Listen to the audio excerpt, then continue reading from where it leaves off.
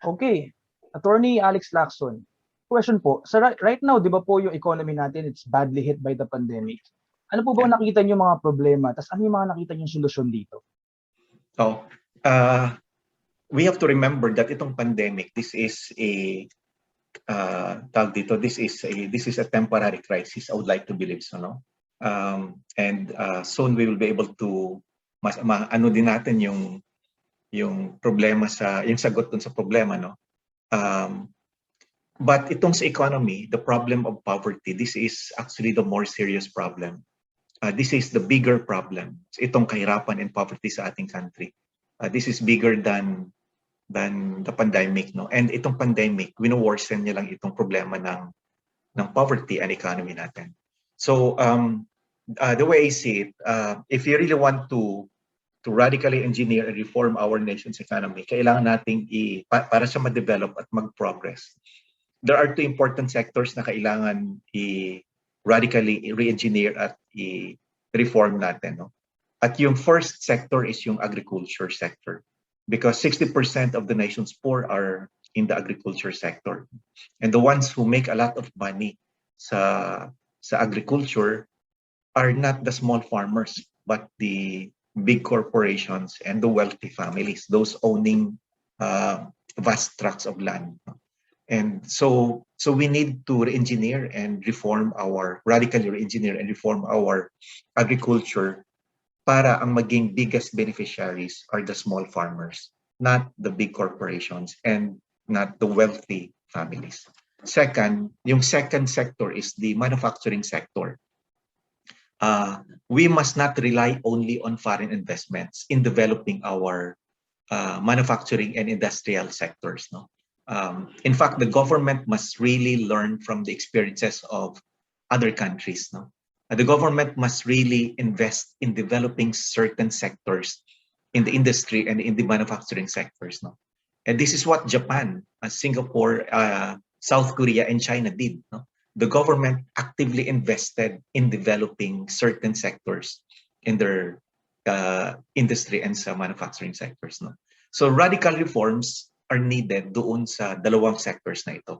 Itong agriculture, where 60% of our poor are kung nasaan sila ngayon. Tapos itong manufacturing sector. So, pag na-develop natin ito, radically change and radically re-engineer natin sila, I really believe that we can achieve high levels of progress and development for our nation's economy. Okay. In addition to that po, do you think do you have like specific like pieces of legislation in mind to radically change? Yeah. Okay. Actually, if you have read my book, I mentioned all of this in my book, doon sa 500 Years Without Love, no? Number one is really yung proposal ko doon is to develop the cooperative enterprises in our country.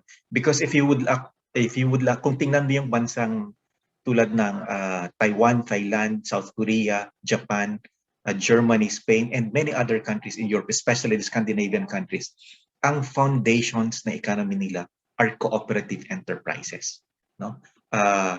Pag cooperatives kasi merong sharing of prosperity. Hindi lang one family owning 100 hectares or one family owning one big company, but a community, a collective of families owning one company, no? Or a collective of families running a cooperative, no? So merong shared prosperity. Yung mga cooperatives sa halimbawa na tulad sa Germany, tulad sa Norway, no? Tulad sa Finland, kasi laki ng San Miguel natin dito, no? Kasi laki, and so ganun yung foundations ng economies nila, and we need to re-engineer our economy in such a way na ma-develop yung cooperative enterprises sa bansa natin. So that's one. Number two, we need to develop a state, ang tawag dito is SOEs, no? Or state-owned enterprises, especially focusing on the essential needs of people. There are essential needs of people, no? Food, water, healthcare, transportation, electricity, education. So ito, itong 7 essential needs of people, kailangan ng mga mahirap, no? Hindi siya masyadong kailangan ng mga mayaman kasi may pera sila. Kailangan meron kang state-owned enterprises na nagpo-focus dito, na nagpo-provide ng affordable services doon sa kanila. Ibig sabihin, meron kang state-owned enterprise na nagpo-provide ng affordable food items sa mga mahihirap, no? Kailangan natin ng state-owned enterprises na nagpo-provide ng affordable electricity, no, sa mga tao, no? Kailangan natin ng state-owned enterprise na nagpo-provide ng affordable healthcare products, no, or medicines sa bansa, no? Or state-owned enterprises that provide affordable transportation sa atin, no?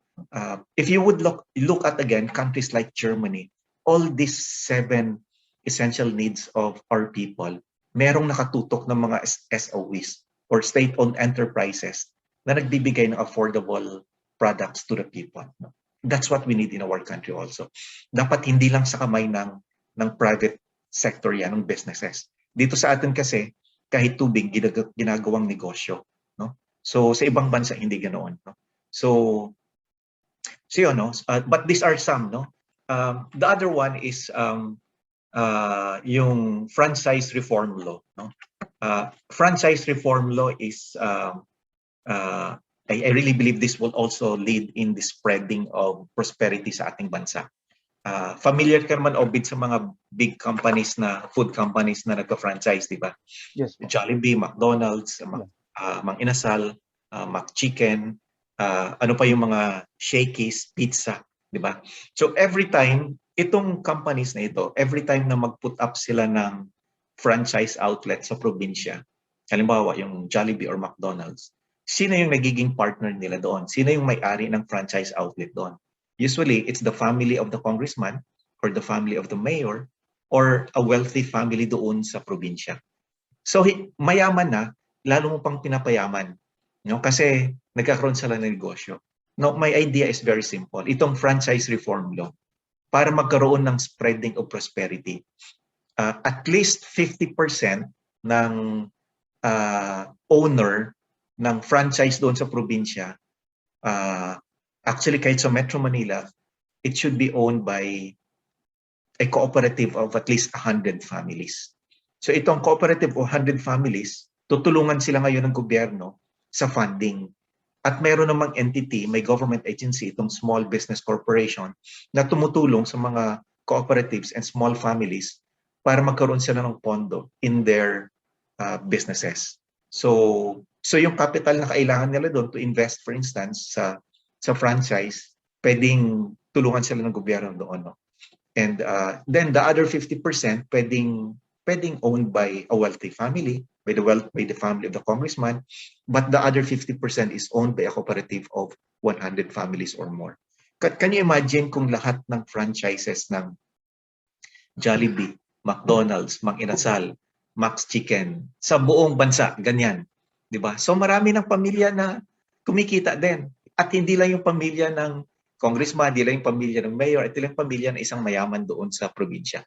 So there is spreading of prosperity. So these are just some of the examples that I mentioned in the book of it. Wow, Attorney Alex, I like what you said. Some of those I've heard before, but some of those are new. So ayun, thank you, Attorney Alex Lacson. And then dun sa mga nakikinig, I'll be uploading some more videos with Attorney Alex Lacson. So bantay kayo sa page na to. All right? Thank you po. Thank you.